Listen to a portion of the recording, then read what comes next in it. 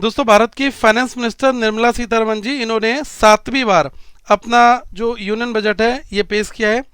और इस बजट में बहुत बड़े बड़े ऐलान फाइनेंस मिनिस्टर के द्वारा किए गए, लेकिन आप देख सकते हैं कि जो टैक्स पेयर्स हैं जिनको जैसी उम्मीदें थी वैसा कुछ यहाँ पर खास देखने को नहीं मिला, और मिडिल क्लास को एक बार फिर से निराशा ही हाथ में लगी है। मैं आपको बताना चाहूँगा कि जो नई रिजीम है इसके तहत जो टैक्स स्लैब है वो क्या होगा, और जो ओल्ड रिजीम है उसके तहत आपका टैक्स क्या जाता था। तो दोनों चीज़ों के ऊपर यहाँ पर बहुत ही डिटेल में एग्जाम्पल देकर आपको समझाऊंगा। और यूनियन बजट की जो करंट अफेयर्स की पीडीएफ है, एमसीक्यूज़ है, पूरा एक्सप्लेनेशन है वो आपको करंट अफेयर्स फंडा के ऐप में मिल जाएगा। तो ये बहुत इंपॉर्टेंट है आगामी एग्जाम्स के लिए, तो आप इसको ऐप को डाउनलोड कर लीजिएगा प्ले स्टोर से, और आपको यहाँ पर यूनियन बजट की पीडीएफ मिल जाएगी। यहाँ पर देखिएगा जो आपका 2023-24 का जो टैक्स स्लैब था उसमें 3 लाख रुपए तक नील था टैक्स रेट, ठीक है। और इस बार भी 3 लाख रुपए तक नील है, मतलब प्रपोज टैक्स रेट में भी नील ही यहाँ पर इन्होंने रखा है।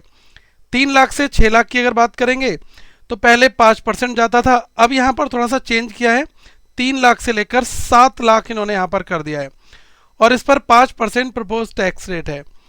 पहले 6 लाख से 9 लाख पर आपका 10% लगता था, और अब जो है 7 लाख से 10 लाख पर आपका 10% लगेगा।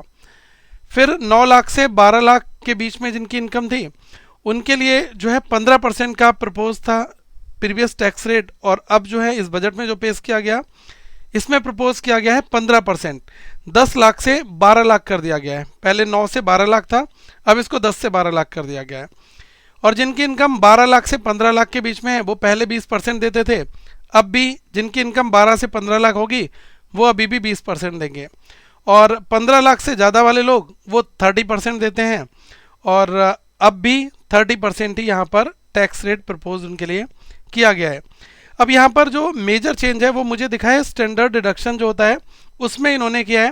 पहले ये 50,000 हुआ करता था और अब इसको इन्होंने 75,000 कर दिया है। देखो, गवर्नमेंट का जो पूरा का पूरा फोकस है, गवर्नमेंट चाहती है कि न्यू टैक्स रिजीम में लोग जो है इसको ऑप्ट करें, और गवर्नमेंट ने अपने आंकड़े दिए कि जिन लोगों ने अभी पिछले साल टैक्स फाइल किया उन्होंने न्यू टैक्स रिजीम को 58% लोगों ने जो टैक्स फाइल से उन्होंने इसको ऑप्ट किया था।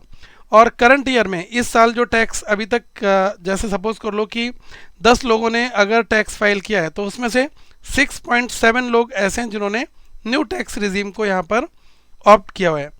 तो गवर्नमेंट हमेशा से यही चाहती है कि ज़्यादा से ज़्यादा लोग जो है वो न्यू टैक्स रिजीम में आ जाएं ताकि हम आगे इसमें बड़े बदलाव कर पाएँ। अब आप देखिएगा कि जो स्टैंडर्ड डिडक्शन है वो कितना इंक्रीज़ यहाँ पर इन्होंने किया है। पहले जो फ्लैट डिडक्शन है वो आपका होता था 50,000 रुपये, ठीक है, ये है डिडक्शन। तो अब जो है न्यू टैक्स रिजीम में इसको 75,000 कर दिया गया है। मतलब ऐसे लोग जिनकी पेंशन इनकम है, सैलरी इनकम है, उनके लिए अब जो न्यू टैक्स रिजीम में जो डिडक्शन है वो आपका 75,000 यहाँ पर कर दिया गया है, ठीक है। अब आप ये देखेगा कि जो यहाँ पर कैपिटल गेन टैक्स है इसमें इन्होंने बड़े बदलाव कर दिए। मतलब जिन लोगों का जो शॉर्ट टर्म कैपिटल गेन होता है, ठीक है, तो उनके लिए चेंजेस हुए हैं, और जिनका लॉन्ग टर्म कैपिटल गेन है उनके लिए भी यहाँ पर चेंजेस देखने को आपको मिलेंगे। तो मैं बता दे रहा हूँ कि क्या क्या यहाँ पर बेसिक इन्होंने चेंज रखा है। तो जैसे कि जो शॉर्ट टर्म कैपिटल गेन है उस पर इन्होंने 20% का टैक्स कर दिया है, और जो लॉन्ग टर्म आपका गेन होता है उस पर इन्होंने 12.5% कर रखा है। अब ये है कैसे कैसे, इसको ध्यान से समझना, बहुत इंपॉर्टेंट है ये। तो ये कोई गुड न्यूज़ तो नहीं है, मैं बताऊंगा क्यों। क्योंकि इससे क्या होता है कि सरकार की जो इनकम होती है ना वो यहाँ पर इंक्रीज ज़्यादा होती है, और आपकी जो अर्न मनी होती है, जैसे कि आपने कैपिटल गेन में जो टैक्स आपने देना है वो गवर्नमेंट को आपको ज़्यादा देना है, और आपने जो भी प्रॉफिट कमाया है, जैसे कि शॉर्ट टर्म की अगर मैं बात करूं तो जो आपने इक्विटी शेयर, म्यूचुअल फंड, इनको आपने होल्ड करके रखा था केवल 1 साल के लिए, ठीक है, तो विद इन 1 ईयर के लिए अगर आपने होल्ड करके रखा है, जैसे कि आपके इक्विटी शेयर, म्यूचुअल फंड है ट्रेडिंग इन्वेस्टमेंट पर्पज से, तो अगर आपने 1 साल के अंदर ही इसको बेच दिया तो पहले आप 15% गवर्नमेंट को पे करते थे और अब आप 20% करोगे। जैसे कि अगर आपने 1 साल के अंदर ही 1 लाख रुपए कमा लिए तो सीधा सीधा पहले आप 15,000 रुपये देते थे गवर्नमेंट को, और अब आप 20,000 रुपये दोगे, ठीक है। तो इससे गवर्नमेंट के पास ज़्यादा पैसा आएगा। लॉन्ग टर्म कैपिटल गेन में क्या इन्होंने चेंज किया है वो आप देखिएगा। पहले क्या था कि अगर आप जैसे 1 साल से ज़्यादा होल्ड कर रहे हो, ठीक है, 1 साल या 1 साल से ज़्यादा के लिए कोई भी शेयर है या फिर कोई भी म्यूचुअल फंड है, तो आपका अगर प्रॉफिट हो रहा है 1 लाख रुपए का, ठीक है, तो आपका कोई भी टैक्स आपका नहीं बनता था, 1 लाख आपका पूरा पूरा एग्जेम्प्टेड हो जाता था, ठीक है। फिर इन्होंने क्या किया, 1 लाख से ऊपर वाले पर तो आपका टैक्स बनता था जो कि 10% जाता था। जैसे पिछले साल अगर किसी ने 1.5 लाख रुपए कमा लिए, ठीक है, या 2 लाख रुपए मान लो, सीधा सीधा 2 लाख रुपए कमाए, ठीक है, तो 2 लाख कमाने पर जो आपका 1 लाख है उस पर तो आपका कोई टैक्स नहीं जाएगा क्योंकि वो तो एग्जेम्प्टेड है, और बचा हुआ जो 1 लाख है इस पर आपका 10%, मतलब कि 10,000 रुपये आपको गवर्नमेंट को देना पड़ता था as a long term capital gain tax, ठीक है। लेकिन अब इस बार क्या कर दिया गया है कि इन्होंने इस लिमिट को थोड़ा सा इंक्रीज कर दिया है। मतलब अगर आप लॉन्ग टर्म कैपिटल गेन जैसे कि 1 साल से ज़्यादा के लिए होल्ड करके रखते हो और अगर आपने 1.25 लाख रुपीज़ का प्रॉफिट गेन किया है तब आपको कोई टैक्स नहीं देना। पहले ये 1 लाख रुपए था, ठीक है, लेकिन इस 1.25 लाख से ऊपर जितना भी पैसा आप गेन करोगे, प्रॉफिट आपके पास आएगा, उस पर जो नया प्रपोज टैक्स रेट है वो 12.5% कर दिया गया है, ठीक है।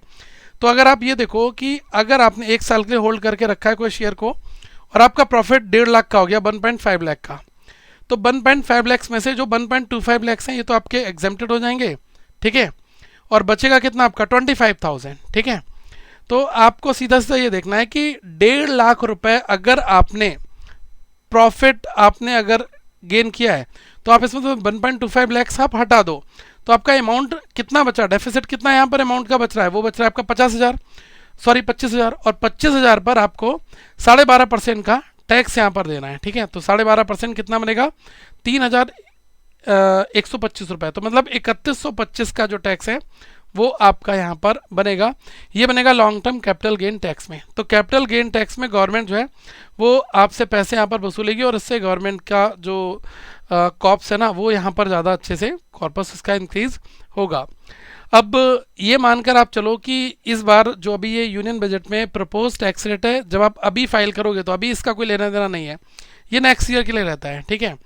लेकिन मैं आपको और भी सिंप्लीफाइड करूंगा। अगर आपका ऐसा कोई और डाउट है और आप पूछना चाहते हैं तो आप नीचे कमेंट करके पूछ लीजिएगा आपकी इनकम कितनी है और कितना आप टैक्स पे करेंगे न्यू के हिसाब से, ओल्ड के हिसाब से। वो कैलकुलेशन जो है वो मैं यहाँ पर आपको अलग से बता दूंगा, ठीक है।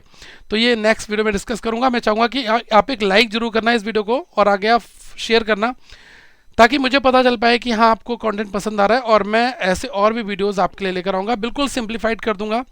कोई भी क्वेश्चन हो आपका टैक्स से रिलेटेड, कितना टैक्स कटेगा, क्या है, इस पर जाना चाहिए नहीं जाना चाहिए, मैं आपको सारे सजेशन सारी चीज़ें आपको नेक्स्ट वीडियो में डिस्कस करके बता दूंगा। तो पहले आप अपने क्वेश्चंस पूछ लीजिएगा और अगर आप गवर्नमेंट जॉब्स की तैयारी कर रहे हैं तो करंट अफेयर्स फंडा के ऐप को डाउनलोड कर लेना, वहाँ पर आपको यूनियन बजट और भी बहुत सारी चीज़ें मिल जाएंगी। Thank you so much, have a good day to all of you, once again we will meet very soon guys.